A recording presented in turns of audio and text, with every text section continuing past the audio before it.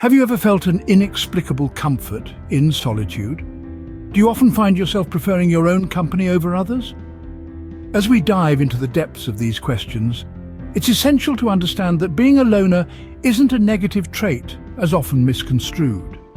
Rather, it's a fascinating journey into self-discovery, a calling that only a select few can truly appreciate. Loners by nature are individuals who find serenity and satisfaction in their own company. They thrive in the realm of their thoughts, their ideas, their dreams. They aren't antisocial, as many might presume, but selectively social, choosing when and how to interact with the world around them. This unique trait sets them apart, paving the way for introspection and self-growth. So if you often find solace in solitude, or if you've ever felt a sense of peace when alone, don't fret. If these questions resonate with you, you might be one of the few who were born to be a loner. Before we delve deeper, take a moment to hit the subscribe button. Join our community to learn more about psychology and everyday life. Your support helps us continue creating content that sparks curiosity and promotes understanding. Now let's dive into the 8 signs that indicate you were born to be a loner. First and foremost, loners embrace solitude. They find peace and fulfillment in their own company. The love for solitude is perhaps the most defining characteristic of a loner. It's not a state they're forced into, but one they willingly choose. Like a bird soaring alone in the sky, they revel in the freedom and tranquility that solitude offers. But what does solitude mean to a loner? It's not merely the absence of others. It's a sacred space, a sanctuary where they can tune out the noise of the world and tune into their own thoughts and feelings. It's a realm of introspection and contemplation where they can explore the depths of their minds unencumbered by the distractions of the external world. In this sanctuary of solitude, loners engage in the profound practice of self-reflection. They question, they probe, they analyze. They delve into their past, examine their present, and contemplate their future. They confront their fears, their desires, their dreams, and their disappointments. This process might seem daunting to some, but for loners, it's a journey of self-discovery and personal growth. Consider the image of a writer, lost in the world of their own creation, weaving tales from the threads of their imagination, or the artist, alone in their studio, translating the whispers of their soul into strokes of color and form, or the scientist, sequestered in their lab, unraveling the mysteries of the universe one experiment at a time. These are not just examples of loners, but testaments to the power of solitude. Through solitude, loners cultivate a strong sense of self. They develop a deep understanding of their strengths, weaknesses, values, and passions. They become their own best friend, their own confidant, their own mentor. They learn to rely on themselves, to trust their judgment, and to follow their own path. In the embrace of solitude, loners also find a wellspring of creativity and innovation.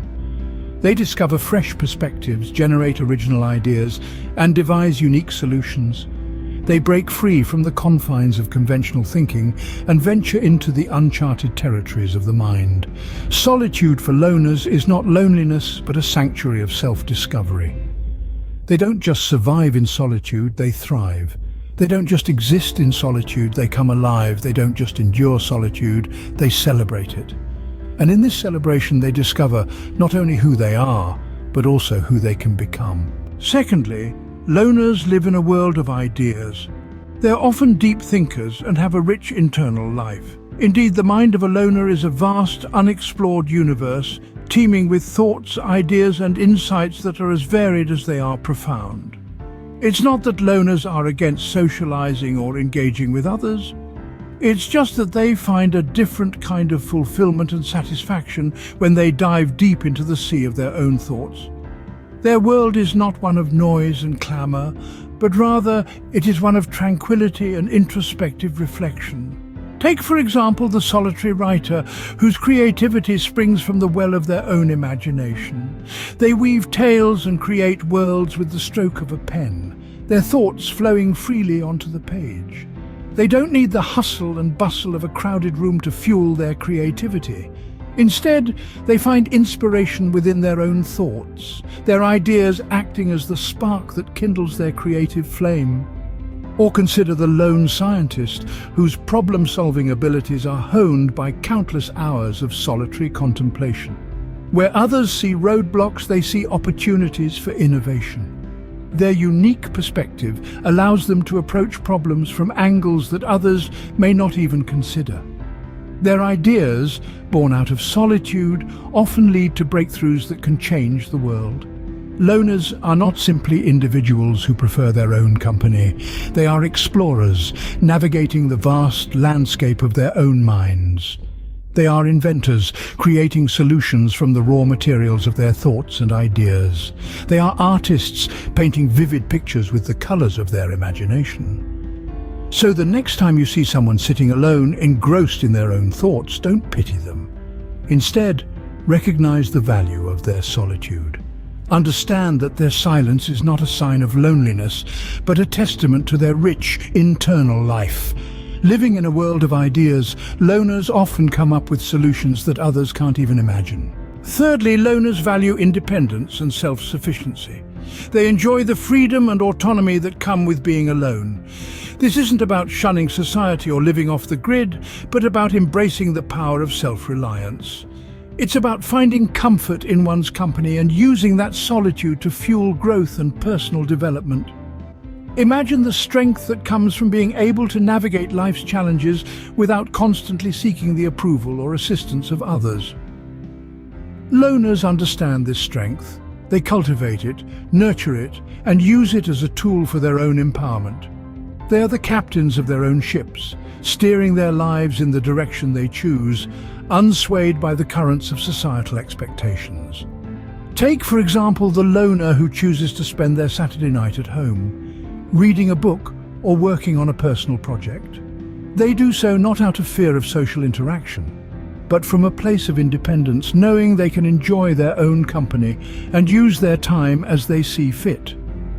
Or consider the loner who makes difficult decisions with conviction, unafraid to tread a path less traveled. Their self-sufficiency empowers them to make choices based on their own beliefs and values, rather than what is popular or easy. Being self-sufficient, loners are capable of standing on their own, even in the face of adversity. To be a loner is not to be lonely. It's to be in a state of self-contentment and self-discovery. Embracing solitude, exploring ideas, valuing independence and self-sufficiency, these are the traits of a true loner. So, do these signs resonate with you? Could you have been born a loner? Share your thoughts and let's continue this insightful discussion.